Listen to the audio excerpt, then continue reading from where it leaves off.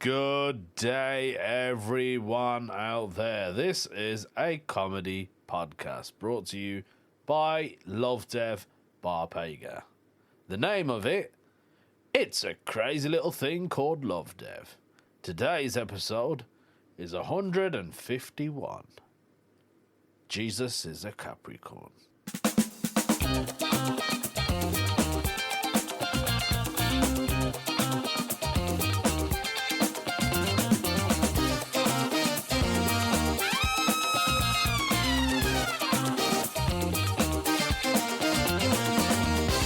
Happy New Year, everyone. It is 2025. I've still got my butterfingers. That's one resolution. I'll never crack that one. I'm always going to have sausage fingers. Happy New Year, everyone. Hope you're all right. I don't know why, but for some reason, on the last podcast, I wished you all a very Merry Christmas. And then I thought, oh yeah, I got a couple of more days, and then I can record another one, and then wish you all a very happy New Year. But I totally forgot about that. I didn't realise it was so close together. I mean, I should know that. It's 7 days, isn't it? It's funny how Christmas and New Year's are so close to each other. It's probably the worst time to have Christmas, isn't it?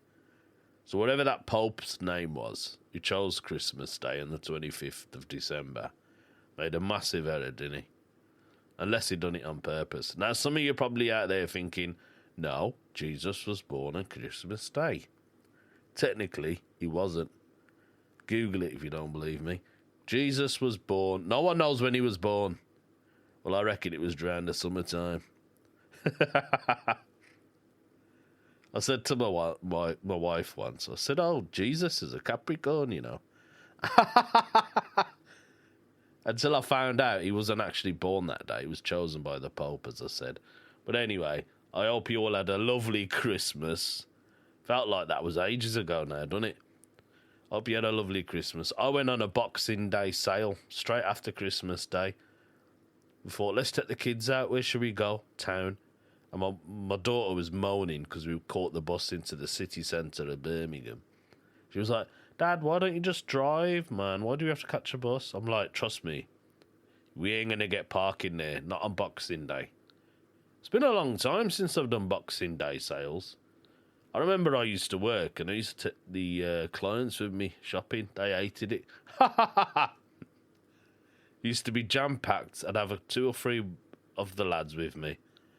They'll be walking around. I'll be going, oh, what do you think of this top? What do you think of these jeans?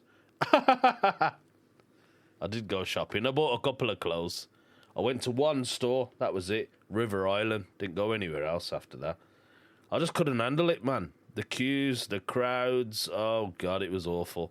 I'm not used. It's funny because I'm a comedian and I perform in front of crowds. But when you're in the middle of those crowds, it's not very nice, is it? So, yeah. Happy New Year to you all. As you can tell from the sound of my voice, I've got a cold. What better way to bring in the new year, eh? So I've been watching a couple of stuff quite recently. That's what I was basically doing on New Year's Day. I watched this thing, just finished watching it. It's called The Outsider. Pretty decent, man. It's basically, I don't want to spoil it, but it's basically demonic. That's all I can say. If you like stuff like Stranger Things, From, there's a thing called From, which is all right. It's all right, do you know what I mean? It's a bit low budget, but storyline's pretty decent. The Outsider, I think you'd really enjoy. It's been written by Stephen King, actually. It's one of his best-selling novels. They turned it into like a TV show, but I think it's a couple of years old now, I believe. It's about 5-6 years old, that. So anyway, that's what I was basically watching over New Year's, and that's all I did, to be honest. And back to work, as usual. Nothing exciting there. But it is the new year. I don't have a New Year resolution. I don't have one. If I'm going to choose something, it will probably be get rid of me sausage fingers. Or my butter fingers. Get rid of them, because I'm always dropping stuff. Do you know what I mean? Talking about dropping, I want to get this podcast out of the way, to be honest. I was debating, shall I do it? Shall I do it? I mean, I got so much other stuff to do, do you know what I mean? That's a problem in my life now. I'm pretty busy. Especially when you're I'm not a single dad, but I call myself a single dad when the wife's at work and I'm going to sort the kids out. I'm a single dad then. Do you know what I mean? I mean, the kids have been absolutely lazy. The other day, they got up at 4 p.m. 4 p.m. My son started crying. I wasn't there. My wife said I phoned him and he was crying on the phone. And she said, what are you crying for? And he goes, Mum, I got up at 4 o'clock. My son used to be an early bird. He used to get up at 6 or 7 in the morning. Now, as he's getting older, he's 13 now. He's going to be 14 soon. I can't believe it. 13-year-old teenager. Proper teenage, that is, isn't he? Moaning, crying, because he got up really late. Because his whole day's gone. I think because the nights get darker. So he went to bed and it was dark, and he got up and it was still dark. That's what he was moaning about.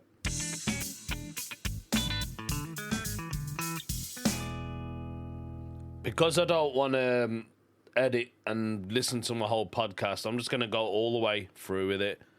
And this is what I'm going to go and do. Why not? Might as well just do it, innit? Am I the a-hole? Tell me the truth. Am I the a-hole?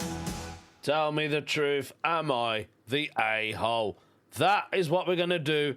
This is the very first Am I the a-hole of January 2025.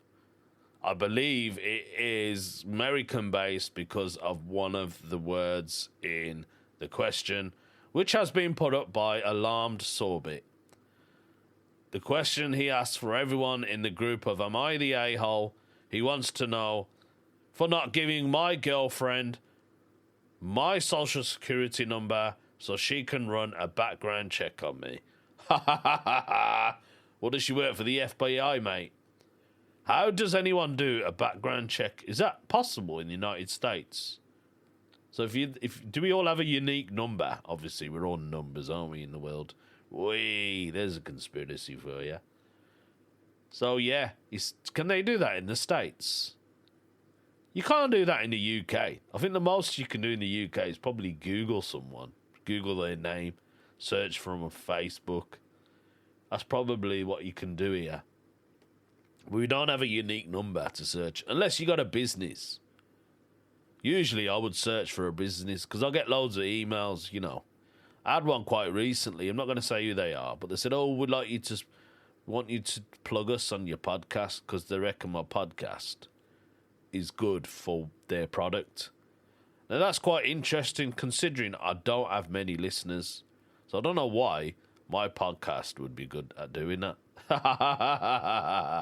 Maybe. Because I've got a couple of listeners in the US, right? He's probably one of them. He probably listens to my podcast and thinks, you know what? This guy is funny, man. I like what he does on his podcast. It should be bigger than it is. Wink, wink. And I just want to, you know, I want to promote his podcast a bit more, and he can promote my business. Who knows? Maybe I'll do it. This could be my first sponsorship. We'll wait and see. Maybe 2025 is going to be my year. If it isn't, I will try my best. That's all I can say. Anyway, I'm going off topic here. Let's continue with Alarmed Sorbet's Am I the a-hole? For not giving his girlfriend his social security number so she can run a background check on him. That's basically what it is. So I'm going to read down what he's put down. He said he wants advice. After reading the comments I've been getting over the last few days, so this is pretty old, I decided to call her on New Year's Eve and give things one last chance because I'm the type of person that needs to know that I did everything I could before I walk away from a relationship. And some people said she has valid concerns. She just went about them the wrong way, which made a lot of sense. Okay, so it looks like he's already resolved the issue, but we're going to continue and read everything that is written. I told her I understand and respect you need to ensure your safety, but I'm not willing to potentially compromise my safety to make you feel safe by handing over my SSN number, social security number, to someone I don't know and don't trust. And it's illegal for him to even use a federal database for personal reasons. So that's out. But I will do is pay for a background check of your choosing, so long as it's a legitimate service, and give you the results. I will not be providing my social security number to anyone, but my address and date of birth are all fair game. I mean, what information does a social security number have? Does it have? Is it like a CRB? We got this thing in the UK called DBS, it's called now. Data, something, I can't remember what it's called. I should know, I've got one myself. Basically, it tells you your name, address, and any convictions and offences you may have committed. But that's to apply for a job. So we can't just ask for it. You got to have a business before you ask for it. Do you know what I mean? Anyway, let's see what Alarm Sorbit said. She refused and said that she has chosen a background check, and that's having her friend do it because she knows that she can trust him. So I said, if that's how you feel, you won't budge. Then the issue here is trust. I'm not willing to stay in a relationship with a woman that doesn't trust me, because some of that doesn't have anything to do with me. I'm not paying for another man's sins, and I'm not giving you my social security number because your ex was a criminal. Oh, is it her ex who's doing this background check? That's, first of all, that's the wrong thing to do, madam. Because if your ex is doing a background check on a new boyfriend, he can just lie to you. How would you know that is true? Anyway, he says she started crying and asking why I can't understand that it's not about me, it's about her. And I said, you made it all about me when you asked for my SSN number. She got mad and started accusing of me of lying about caring about her own safety, and saying if I really cared, then I'd have no problem doing this because I don't understand how vulnerable women are in society. Yes, you are, but so are men. So I said I was willing to work with you up to a reasonable point, but now you're just trying to manipulate me and don't feel safe being with you anymore. Because if this is how you react when you don't get your way about having my SSN number, what happens the next time we have a major disagreement or a serious situation comes up? He's right. If she's already starting to do background checks on you, mate, she ain't the woman for you. She's not. She's, I mean, a bloke who just loves to be pampered, cared about. I don't know what to say. You know what I mean? Like, it's somebody who's on that level of her as well. She needs someone who goes, oh, you know what? I'll do an SSN on you as well. Yeah, fantastic. Let's do an SSN on each other. Ha ha ha ha. Mate, she ain't the right girl for you, I'm telling you. Are you going to keep crying to try and get your way, or throw out another ultimatum to try and force me into doing what you want? She started saying that as a man, I can understand what it's like to go through life as a woman and have to be afraid, and that this is what she has to do for her safety and security. I need respect that give her what she needs for her own comfort. I was like, I tried to compromise, you wouldn't accept it. There's nothing more to say here. And to be clear, I wasn't exactly calm. I have severe anxiety, so this was really hard conversation for me to have.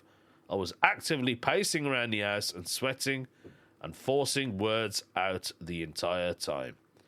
So they had a massive argument over background security checks. That is mental. Absolutely mental. There is a bit more to our lad's story, but I don't know, man. If it was me, yeah. If my missus said to me, I need to do a background check, and yeah, I would ask first of all why. What is it you need to know? Ask me first, and I'll tell you the truth. And if you don't believe me, do your background check. And if it doesn't come up true, then obviously I'm already lying, and this relationship isn't going to work. Thank God we don't do that in the UK. Is it good or is it bad? I mean, he's not a serial killer, you see. That would be on your record anyway, because he would never get caught until he committed so many murders. But I don't know, man. It's a bit weird to me. She's obviously probably heard bad stuff about this guy. For her to say that, somebody must know him or knows her, and she don't trust him already. Or it could just be past experience from old boyfriends who treated her bad. I don't know. Anyway, he says here, she started crying and asking about New Year's because we were supposed to spend it at her parents'. I said you should have thought about that before you tried to strong-arm me. It's a get in your way. This isn't everyone stood up and applauded the moment. That's how things went. I hung up and now we're over. Obviously I'm hurt, but I'm realising I dodged a bullet because there's no reason someone should have gotten this really messy. And before anyone tries to jump on me in the comments, I offered to pay for the check. She refused because it wasn't the test she wanted. I feel like I made a good faith effort to resolve things. Hate to ring in the new year without a kiss under the mistletoe, but it is what it is. I don't know if she really is that concerned that I'm some lunatic criminal, or if she's trying to scam me like a lot of you said. Either way, it's over now. It's over now. Sorry to hear that, mate, but it looks like you did say originally that you've given her one more chance. If it was me, nah, mate, I wouldn't even bother. And in that note, you are not the a-hole. Truth, am I the a-hole? Tell me the truth, am I the a-hole? So I've just paused the recording to take a sip on my lemon sip. You know, the lemon sip, that drink that you have for your cold. And because the drink's gone cold, God, it's awful. Oh my God, it's horrible. It tastes nice when it's hot, but no.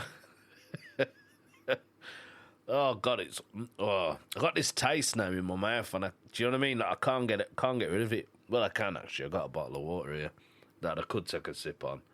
But anyway, that a-hole's very interesting. I thought that people do background checks in the US. That's mad, isn't it? US are mad, isn't it? I'm gonna lose all my USA followers now. They're gonna be like, this guy's always dissing us, man. Maybe that's what it is, isn't it? That's probably why I'm losing all my listeners. I don't even know that I'm surprised that I keep this podcast going. I think I do it for my own, what do you call it? I can't even think of the word. My own pleasure. That's it. I think that's the only reason I do it. Talking about pleasure, I'm going to crack on with the podcast. Because as I said, I can't be asked to edit it and all that. Do you know what I mean? So why don't we do a... Ask the UK. Yeah, let's do Ask the UK. It's been ages since I've done an Ask the UK. This one has been put up by Wise Pangolin. Wise Pangolin. Is that like a pun he's put on his name? Wise Pangolin. Wise Pangolin. Anyway, it's probably just a name. Wise Pangolin wants to know on the Ask the UK forum on Reddit, is this considered rude in the UK? I was walking in the woods one day and crossed paths with a lady walking her dog. She stops on the path as the dog goes forward.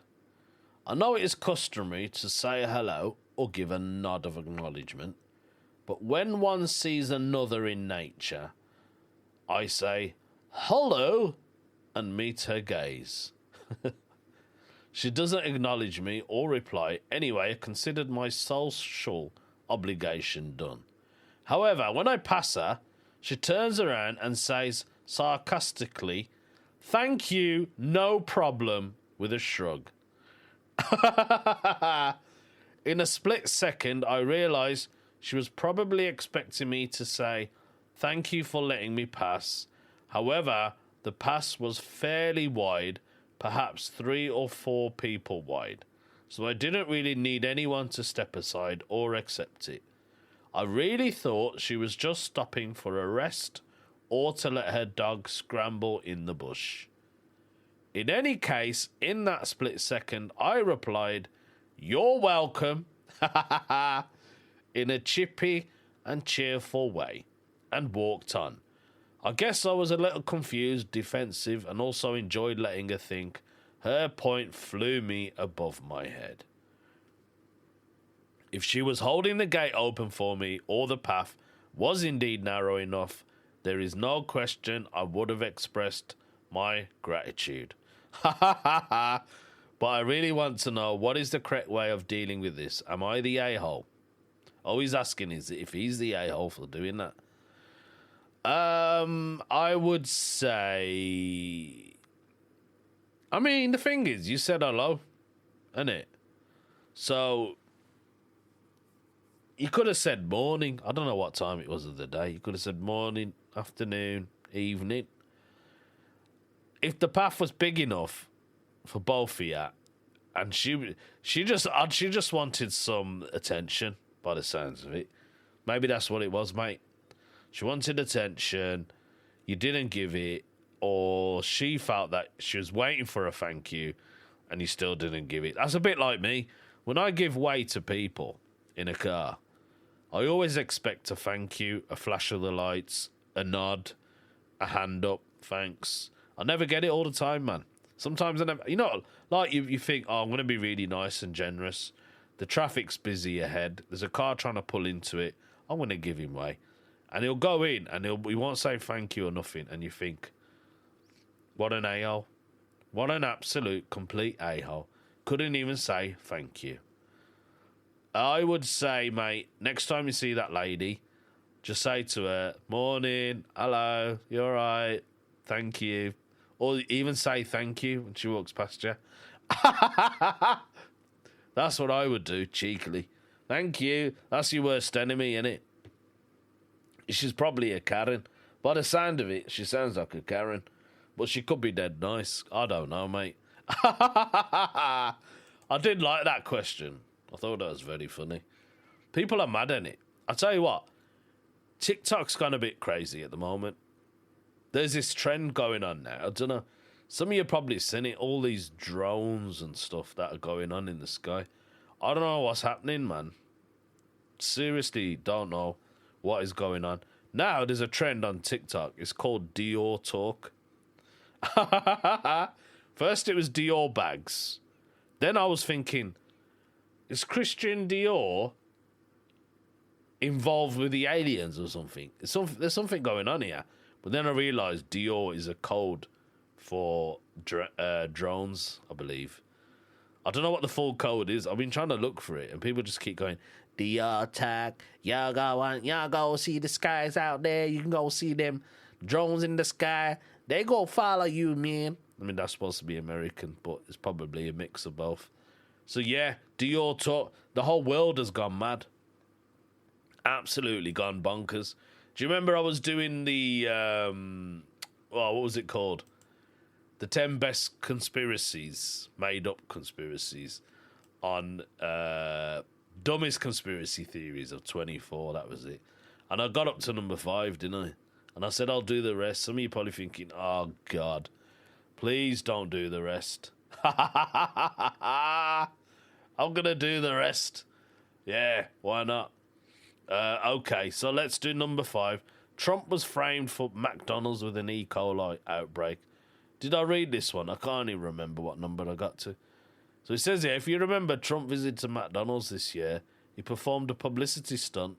Not after long, he was filmed putting fries in the bag. And then there was an E. coli outbreak, which was linked to the fast food. So then naturally, Trump supporters believed that the outbreak never actually happened, and that the E. coli was planted in McDonald's in order to make Trump look really bad. A false flag, if you will, it says here. That's hilarious. Number 4, Marjorie Taylor Greene blames hurricanes on the government. She got offended and said if you dare call her conspiracy theorist, yet she can't even go 2 weeks without uttering the most incoherent nonsense in modern publics. So she reckons that the hurricanes were formed by the government. That's brilliant. But you never know. Anyway, Harris and the secret earring. So during the only debate held between Trump and Kamala Harris, right? Once again, conspiracy theories that couldn't help themselves. While they were arguing, which was largely partisan, conspiracy theories obsessed with QAnon suggested that Harris only managed to stand their ground because Trump had a secret team of people in her car. And I don't mean figuratively. I don't know if I said that word. They genuinely believed Harris was wearing a secret earpiece hidden inside an earring. All right. So basically, were they telling her what to say? Some of them do wear earpieces. I'm not saying that they do get told what to say. But when you watch a lot of telly, live stuff, the presenter or the news reporter will have an earpiece and they get told what to say sometimes or told when to come off air. Anyway, number 2, Trump staged an assassination attempt. Perhaps the biggest left-wing conspiracy theory of 24 was that Trump allowed himself to be shot in order to boost his popularity ahead of the election. Trump's triumphant raise following the attempted assassination against him was apparently too cool for liberals to accept it, and therefore it must have been pre-planned. Even to this day, many remain convinced that Trump allowed someone to shoot a gun almost directly at his face, or there wasn't any shooting at all. People obsessed over the fact Trump's ear wasn't blowing off, even though projectiles don't always believe like you see in the movies. And this is the number 1 dumbest conspiracy of last year. They're eating the dogs, they're eating the cats. I think we can agree that most pervasive and sane conspiracy of 24 was surrounded the right-wing belief that illegal immigrants from Haiti were eating people's dogs and cats in Ohio. As often the case claimed the first arose on Facebook, there was no evidence provided from the claim, according to a lady who posted it, an acquaintance of a friend who learned about the incident from a source. From there, conservatives did everything they could to find proof of cat eating. Fake videos, clips from other locations, including those from other countries, were cited as proof. A photo of an unnamed black man holding a goose was even used as proof that cats were being eaten. Of course, the absurd claim went mega viral when Trump echoed it to the world. Even Vice President-elect J.D. Vance pointed to a police report about a missing cat as proof, even though the cat owners later admitted, when contacted by journalists, that her cat had simply ran away and never came back. It was easily the dumbest conspiracy of 2024. That was it. That was the top 10 dumbest conspiracies. I can't wait for 25. By the time we get to December, we'll have all the dumbest ones. And I bet you that Dior talk that I was talking about is going to be one of them. I wouldn't be surprised. But oh well, we'll have to see. Talking about conspiracies and stuff like that, we are going to end the podcast with a weird news. And it is conspiracy related.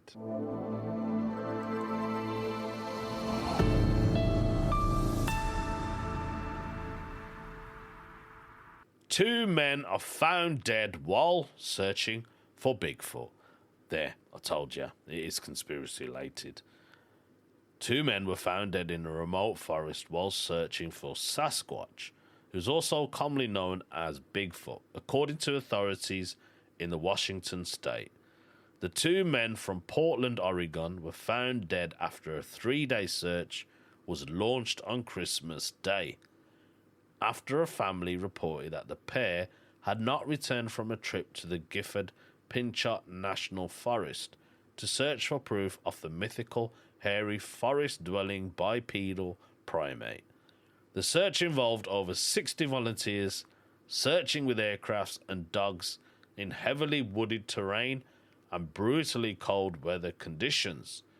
The Skamania County Sheriff Office said in a news release, both deaths appeared to be due to exposure based on the weather conditions and ill preparedness, the statement said. The sheriff office found a car belonging to the victims near the town of Willard. The statement said, and the search refocused to that area. Drones were also used. Here we go, drones. And a Coast Guard helicopter team was called in to help with the search. Officials have not provided the name of the two victims, aged 37 and 59. Weather conditions in the Cascade Mountains had been frigid in the days before, and during the search, which included snow, freezing rain, and temperatures falling below freezing.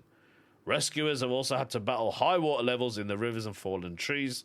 Hundreds of sightings of Sasquatch have been reported in the Pacific Northwest of the US and Western Canada.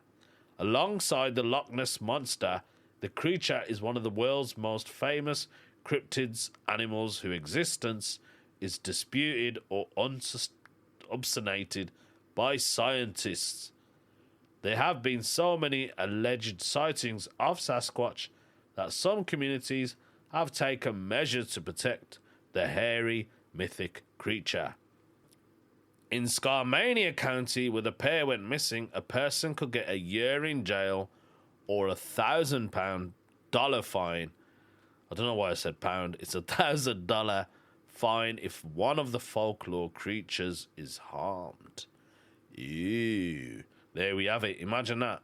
Two people went out to look for Sasquatch, ended up dying, and then a group of searchers had to search for them because they were searching for Bigfoot in Christmas as well. Blimey, that's it. There we have it. That was today's podcast. I hope you enjoyed it. Happy New Year once again, everyone. Hope you will stick to your New Year resolution. One of them, I'll tell you what, you can make it. Why don't you leave a little comment? Why don't you post this, share it, send it to your friends? Just leave a comment for this actual episode because it helps with the algorithms. Maybe I'll get more sponsorship. Maybe this podcast might end in 2025. Who knows? I don't know. Anyway, don't be sad. I'll see you next week. Bye now.